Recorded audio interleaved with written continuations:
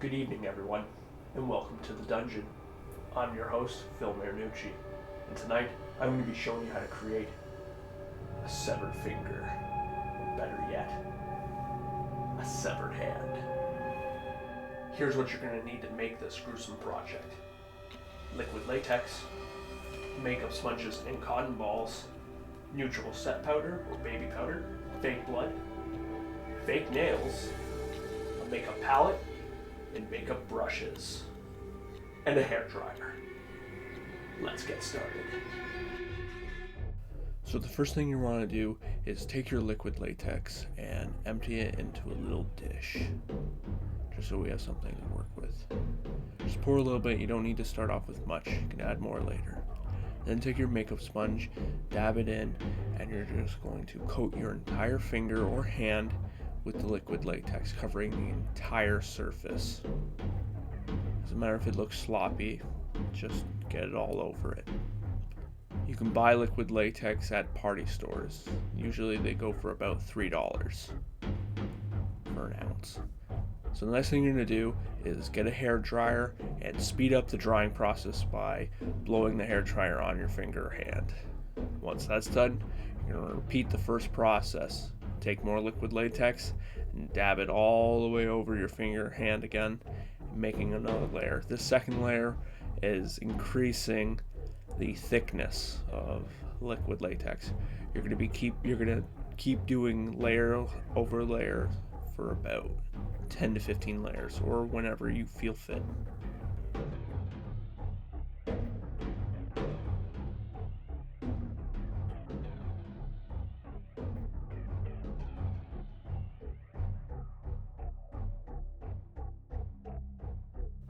Okay, so now you're on to phase 2. Take your neutral set powder or baby powder and powder the entirety of the liquid latex mold. The powder is going to make sure that the liquid latex does not stick to itself or anything else, because you would not be wanting to ruining it at this point. Once you feel everything's powdered fully, start peeling it off at the very bottom. Peel and then powder. You make sure you powder underneath of it. The underbelly of the liquid latex is what you want. It's going to have all the details of your finger on it. So powder and then start peeling. Powder, peel, powder, peel. Keep repeating until you can actually get underneath of it and start pulling it off your finger. You're going to roll it off your finger like a candy wrapper. Keep on powdering, making sure every inch of it is powdered. And once you finish that, you'll be done.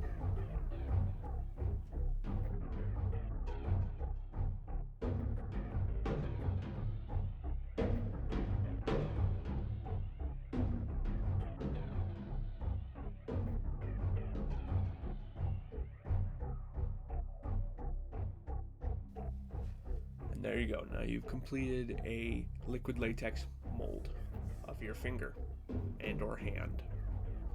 Now we're going to be moving on to how to paint it. You're going to take your cheap Halloween makeup that you can buy for about $3, take your skin tone and cover the entirety of the liquid latex mold with it.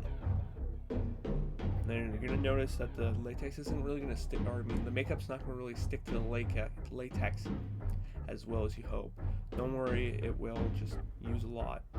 For the hand, you might be using the entire batch of skin tone makeup. So keep doing that until it's completely covered, until you're satisfied. So now you're going to take a new makeup brush, or you can clean the old one, and you're going to dab it onto the red. Just dab it, you don't need a lot. Then you're going to dab it onto the top parts of the fingers that you think the blood's have pooled in. Now if you clench your finger, your actual hand, and release, you can take a look to see where the blood pools. It'll be usually at the tips and at the knuckles. So dab it on the just below and around the fingernail and on the tips, and then smear it around with your hand, blending that red makeup into the rest of the colored hand. Do that for the knuckles, and do that for wherever else you feel fit. If you're going to do the entire hand, I also advise you getting either using blue makeup or, better yet, grabbing yourself a blue eyeliner. So you can take that blue eyeliner pencil and you draw it on the backhand, and this will create the illusion of veins, and it looks quite well. Even if you can't see it that well, someone who looks at it close up will be able to notice. So moving on, you're going to take your cotton balls, take a handful and split one in half. This is just so that they're not so thick. Stick it inside that liquid latex mold, and this will help the severed finger to keep its shape. You're going to stuff it until it's at the very top. Now, what I didn't do in the video, you're not going to be able to see, is you're going to take your fake blood and you're going to put it to the second to top layer. So drench your second to top layer of cotton in blood, put on top of the top layer of cotton, and drench that in blood. Now those two layers are going to be sticking together, creating a nice seal for the rest of the other cotton balls underneath of it. So drench those two and you don't have to worry about it. Afterwards, you can clean up the liquid latex severed finger with scissors. So cut more if you need to. And then take your blood, pour it on your finger or on a sponge or whatever you want, and dab it on the finger where you feel it needs to look more bloody. I just put it around anywhere. I just wanted to add a little bit more to it.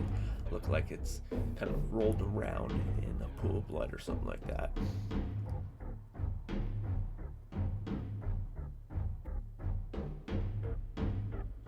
And so the last part would be to take your fake nails. This part is optional. Last part would be to take your fake nails and measure it up. So get the right size. The fake nails will usually come in many sizes for all your fingers and thumb. I had to use the thumb ones only because my fingers are kind of big. So you trim off the parts that you don't need. I trimmed a lot off the clear part and then a lot off the top. And as you can see, I'm trying to measure it. Now, I could leave it with that thick part of the white, but I didn't like that. So I trimmed off more of the white to look more natural because I wanted to make it look like my finger. And as you can see, my fingernails are short. So I trimmed off a lot, put it on, and I like that. I think that looked pretty good. So I took that glue, poured it onto the fingernail, the fake fingernail, and then immediately put it onto the liquid latex. Now, if you're going to put that glue on the liquid latex, do not let it touch anything else. It will dry basically immediately, and that stuff is strong. It may be cheap, it's only $1, right? It came with your fake nails, but it's strong. And so now you have basically your finished finger, your severed finger. Add more blood where you need to. I just took my blood and rolled it around on the edges because the edges need to be really bloody. They need to look good. So add it where you need to. And then that's it. You're done. You created a severed finger. And if you did a hand, it would be exactly the same thing.